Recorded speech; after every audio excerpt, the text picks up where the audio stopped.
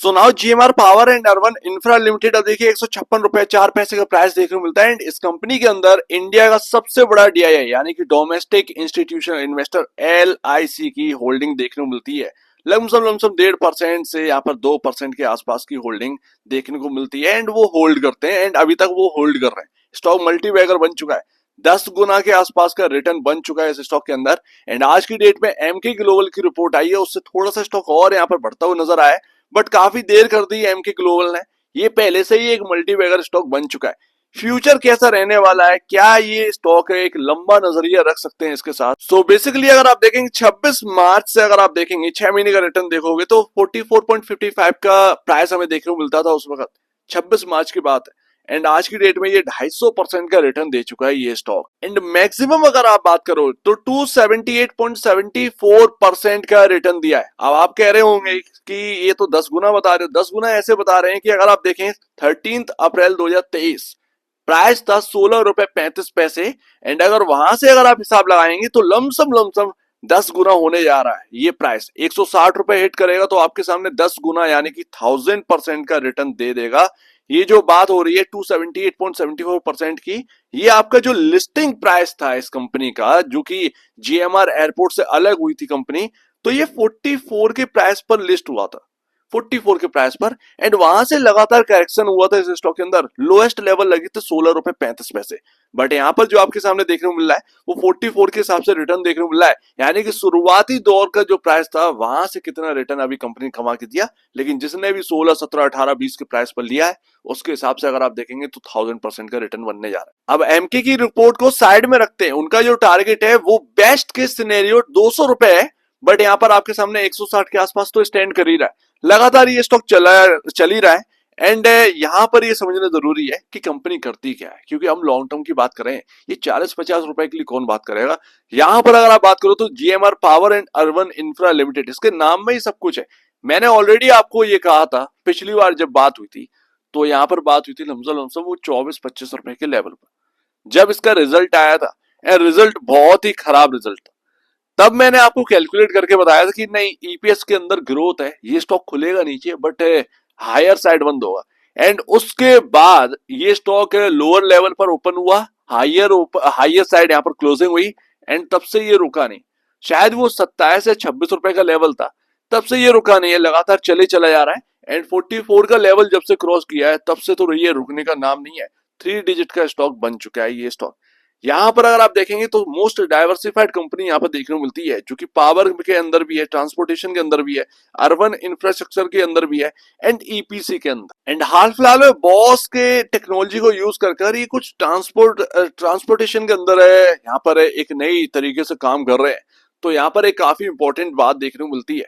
But यहाँ पर company का फोकस जो है, एंड कंपनी ऑलरेडी पावर में है, तो यहाँ पर पावर कंपनी भी आप कह सकते हैं। अब ये सिंपल सी बात है, जब चीजें बड़ी हो जाएंगी, ये कंपनी के काम बड़े हो जाएंगे, सेल्स बड़ी हो जाएगी, तो इसके अंदर भी आपको डीमर्जर देखने को मिल सकता है, क्योंकि पावर का सेगमेंट अलग है, ट्रांसपोर्टेशन का सेगमेंट अलग है, अर्बन इंफ्रा का यहाँ पर जो है अलग सेगमेंट देखने को मिल रहा है, ईपीसी का अलग सेगमेंट देखने को मिला है। तो यहाँ पर डाइवर्सिफाइड है। एंड आगे चलकर अगर ये कंपनी अच्छा खासा बिजनेस करती है तो अलग भी होंगे, ये पार्ट अलग भी होंगे, टुकड़े भी बनेंगे। लेकिन इस स्टॉक को हमने ऐसे नहीं चुना था। यूपी से स्मार्ट मीटर का ऑर्डर यहाँ पर हाथ लगा था, बहुत बड़ा ऑर्डर था। कंपनी का मार्केट कैप लमसम 2,500 करोड़ के आसपास का था। एंड यहाँ पर 1700 करोड़ के आसपास का था, मोस्टली 2,000-1700 करोड़ के आसपास का। एंड ऑर्डर इनके हाथ लगा 14,000 करोड़ का। तो ये चीज ना आगे के लिए काफी इंटरेस्टिंग लगी। कंपनी के हाथ में जो ऑर्डर रखा है वो 14-15 हजार करोड़ के आसपास की है। कंपनी का मार्केट कैप सिर्फ और सिर्फ 1500 से 1800 करोड़ के आसपास का देखने को मिलता है। 10 टाइम ज्यादा यहाँ पर मार्केट कैप से 10 टाइम ज्यादा यहाँ पर ऑर्डर यहाँ पर देखने को मिलता है। तभी ये कंपनी यहाँ पर जो है ना काफी इंटरेस्टिंग लगी। एंड आज की डेट में ये कंपनी का प्राइस देखिए, तो यहाँ पर स्मार्ट मीटर के साथ यहाँ पर जुड़े हुए हैं ये कंपनी। बट आज की डेट में स्मार्ट मीटर तो ठीक है, ईवी के अंदर भी, चार्जिंग इंफ्रास्ट्रक्चर में भी ये हाथ बटा रही है, ये आगे बढ़ने की कोशिश करें। ग्रीन हाइड्रोजन प्लांट्स में भी कंपनी का यहाँ पर मानना है कि ग्रीन एनर्जी के अंदर जो है वो अपनी पकड़ बनानी है। ग्रीन हाइड्रोजन हो या फिर चार्जिंग स्टेशंस का यहाँ पर बात हो, ये और भी ज्यादा इन्वॉल्व होना चाह रहे हैं, ये इनका नेक्स्ट विजन है। एंड अगर ये यहाँ पर होता है तो आप समझ सकते हैं कि ग्रोथ की तो कोई बात ही नहीं है। आज का समय चल रहा है ईवी का, आज यहाँ पर देखिए कितनी बड़ी बड़ी कंपनियां जो है ग्रीन हाइड्रोजन में यहाँ पर इन्वेस्ट कर चुकी हैं। रिलायंस से लेकर यहाँ पर टाटा ग्रुप तक ये इन्वेस्ट कर चुके हैं। आप ग्रीन हाइड्रोजन में आगे बढ़ेंगे तो आगे के लिए अच्छा ही होगा, एंड कंपनी कुछ ऐसा यहाँ पर कर रही है, तो ये काफी इंटरेस्टिंग स्टॉक हो जाता है। इवन दैट टाइम कोई बहुत बड़ा मार्केट कैप हमें देखने को नहीं मिलता। अब आज की करंट क्लोजिंग के बाद यहाँ पर आपके सामने जो मार्केट कैप है वो 11,147 करोड़ का देखने को मिलता है, जो कि बहुत ज्यादा नहीं है जिस तरीके से बिजनेस का डाइवर्सिफिकेशन है उस तरीके से। बट अभी अगर आप देखें तो बहुत कुछ है जानने के लिए GMR power and urban infra के अंदर। स्टॉक भाग रहा है इसीलिए काफी इंटरेस्टिंग चीजें देखने को मिली है, लेकिन दो रिस्की पॉइंट हैं जो कि हमें समझना बहुत जरूरी है।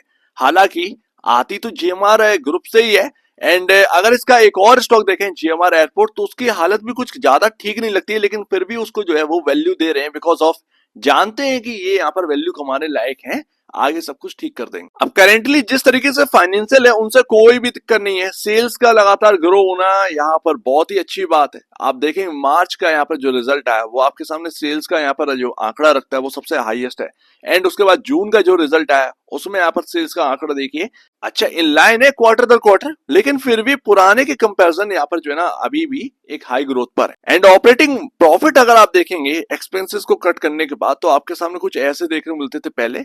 अभी हाल फिलहाल में देखें तो कुछ क्वार्टर से ही हालत सही हुई है इस कंपनी की। आप देखें जून 2023 से ही कुछ हाल ठीक हुआ है, 17% का मार्जिन, एंड लगातार जो मार्जिन है वो इंक्रीज होते जा रहे हैं। मैं ऑपरेटिंग मार्जिन की बात कर रहा हूं। एंड जो नेट प्रॉफिट आपका आया था जून के क्वार्टर यानी कि Q1 में 1362 करोड़ रुपए का प्रॉफिट था, जो कि सबसे हाईएस्ट प्रॉफिट था। एंड यही सबसे चौंकाने वाली, इसने पूरा का पूरा अर्निंग पर शेयर को चेंज करके रख दिया। बट यहाँ पर एक ट्विस्ट है। ट्विस्ट ये है कि यहाँ पर जो मोस्टली आपको जो प्रॉफिट देखने को मिल रहा है वो यहाँ पर एक्सेप्शन आइटम की वजह से देखने को मिल रहा है। एक्सेप्शन आइटम जो कि आप देख सकते हैं लमसम 1300 करोड़ के आसपास का एक्सेप्शन आइटम है। कुछ यहाँ पर बेचा गया है असेट जिसकी वजह से उनको एक रकम मिली, एंड उस रकम की वजह से यहाँ पर आपको जो है वो प्रॉफिटेबिलिटी इंक्रीज होती हुई दिखी है। यानी कि अगर आप देखें तो यहाँ पर जो आप काम काज कर पैसा ला रहे हैं उससे कोई बड़ा बेनिफिट नहीं हुआ इस क्वार्टर में, लेकिन आपका जो अदर इनकम या कह सकते हैं एक्सेप्शन आइटम जो बना है उसकी वजह से यहाँ पर प्रॉफिटेबिलिटी इंक्रीज हुई है। सो दैट ये बात, एंड इसीलिए आपका अर्निंग पर शेयर देखिए आज की डेट में कहां पर है, लमसम 18.5 के आसपास का यहाँ पर ईपीएस देखने को मिलता है।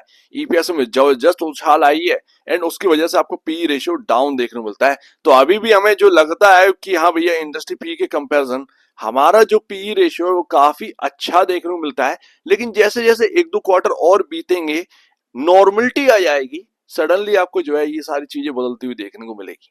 तो ये बात है सिर्फ और सिर्फ एक्सेप्शन आइटम की वजह से जो आपका ईपीएस बढ़ा है उसकी वजह से आपको जो है पी रेशियो में बहुत ही दबाव देखने को मिला है, आपको बहुत कंफर्ट देखने को मिल रहा होगा, लेकिन एक्चुअल में ऐसा नहीं है, वो सिर्फ और सिर्फ एक्सेप्शन आइटम की वजह से। अब पहला जो रिस्की पॉइंट है वो चीज है भाई आपका एफआईएस की होल्डिंग लगातार तोड़ देना। आपका एलआईसी तो होल्ड कर रहा है, ठीक है समझ में आता है एलआईसी होल्ड कर रहा है, बट आपका जो एफआईएस है वो कभी इस कंपनी में मार्च 2023 में 21.19% इस कंपनी का होल्डिंग रखता था, आज की डेट में 1.28 सबसे लोएस्ट पर यहाँ पर पहुंच चुका है। लगातार हर क्वार्टर में बिकवाली जारी रही है एफआईएस की।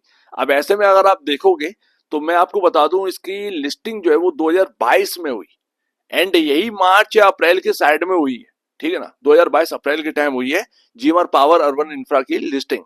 अब उसमें अगर आप देखें 4 क्वार्टर के बाद आपके सामने ये देखने को मिल रहा है, तो कोई भी एडजस्टमेंट देखने को नहीं मिल रहा है। ऐसा नहीं है कि अलग होने के बाद ये अचानक से निकल गया वगैरह वगैरह कुछ चीजें यहाँ पर आ गई हो, ये सीधा सीधा सेलिंग हुई है इसके अंदर। तो एफआईएस बिल्कुल आउट हो चुके हैं, ये आप कह सकते हैं। 21% से होल्डिंग कहाँ 1.28% आ गई है, बिल्कुल लो पर है। जैसे जैसे स्टॉक चला है वैसे वैसे ये होल्डिंग कम हुई है लगातार। अगर आप देखोगे पब्लिक की संख्या यहाँ पर जो है ना number of share holders 3.57 lakh पर पहुंच चुके हैं, एंड इवन प्रमोटर ने भी सेल किया था जून 2024 में आपका 50.52%, लेकिन हाँ मेजोरिटी स्टेक है इनके पास प्रमोटर के पास, लेकिन हाँ 59.83% होल्ड कर रहे थे लगातार। सडनली इन्होंने यहाँ पर डंप कर दिया कुछ शेयर। अब हो सकता है वो डेट की वजह से भी हो, ठीक है, तो प्रमोटर का छोड़ते हैं। यहाँ पर हम आते हैं सेकेंड रिस्क पॉइंट पर, जो कि यहाँ पर है आपका share holder fund plus reserve. Reserve खाली पड़े हैं, -3,219 करोड़ नेगेटिव में हमें रिजर्व देखने को मिलते हैं। तो रिजर्व हम जानते हैं कि रिजर्व होता क्यों है भैया। रिजर्व ऐसा नहीं है कि डिविडेंड के लिए होता है कि आप बस रिजर्व दिख गया तो डिविडेंड डिविडेंड दो, ऐसा कुछ भी नहीं है। कंपनी के भविष्य में जो रिस्क बन रहे हैं, कोई रिस्क फैक्टर अचानक से निकल कर आ जाए, तो जो पैसा इकट्ठा कर रखा होता कंपनी ने, वो पैसा उसको यूज किया जाता है उस रिस्क से निपटने के लिए, जो चीज यहाँ पर मिसिंग है। सो बेसिकली यहाँ पर कह सकते हैं कुछ अच्छा है कुछ बुरा है जीएमआर पावर अर्बन इंफ्रा के अंदर, जो कि हम बहुत पहले बात कर चुके हैं। ये तो 26 रुपए पर बात हुई थी एंड आज की डेट में 156 का प्राइस हमें देखने को मिल रहा है। अंतर बहुत बड़ा है, चीजें वही की वही है, बट स्टॉक का भाव यहाँ पर पहुंच गया। क्यों पहुंच गया? बिकॉज ऑफ आप देखेंगे स्मार्ट मीटर, बिकॉज ऑफ आप देखेंगे ईवी के अंदर एंटर, ठीक है ना। तो ये सारी चीजें जो है वो इंपॉर्टेंट है कि आपने हाई वैल्यूएशन पे स्टॉक को चलते हुए नहीं देखा है कि मार्केट के अंदर सोलर पैनल की कंपनी अचानक से उसका यहाँ पर पी रेशियो इंडस्ट्री पी के कंपैरिजन 3-4 गुना ऊपर चल रहा है। प्राइस टू बुक वैल्यू 3 की होने चाहिए, प्राइस टू बुक वैल्यू यहाँ पर जो है चल रहा है उस स्टॉक का 30 टाइम का। तो ऐसी चीजें मार्केट के अंदर हुई है एंड ये तो फिर भी डाइवर्सिफाइड कंपनी। मेरा तो यही कहना था उस वक्त कि अगर आपको कोई पेनी स्टॉक देखना है तो उसकी जगह आप Zimmer power and urban infra देखिए, जब ये 26 रुपए के आसपास का था। एंड आज की डेट में वही सारी चीजें सही होती हुई दिख रही हैं। स्मार्ट मीटर ने इसके अंदर बहुत टूल पकड़ लिया है एंड उसकी वजह से यहाँ पर प्राइसिंग देखने को मिली है। स्मार्ट इन्वेस्टर यहाँ पर जो है ना अच्छे खासे तरीके से पैसा कमाया है। बट आज की डेट में जो प्राइस हमें देखने को मिला है, थोड़ा सा यहाँ पर सचेत रहिए, सिंपल सी बात है। बिकॉज ऑफ चीजें अभी भी वही की वही हैं, चीजें चेंज नहीं हो रही हैं, अभी भी स्टिल वैसा का वैसा ही है। एक्सेप्शन आइटम की वजह से हमें चेंजेस आते हुए देखने को मिले, बट देखते हैं ये जैसे ही निकलेगा फिर देखते हैं। पिछले बार भी एक एक्सेप्शन आइटम की वजह से यहाँ पर सस्तापन देखने को मिला था, आज की डेट में भी एक्सेप्शन आइटम की वजह से देखने को मिला है। अब हर क्वार्टर में थोड़ी एक्सेप्शन आइटम आ जाएगा, तो ये बात यहाँ पर जो है ना नोट करने वाली है। देखते हैं यहाँ पर क्या होता है।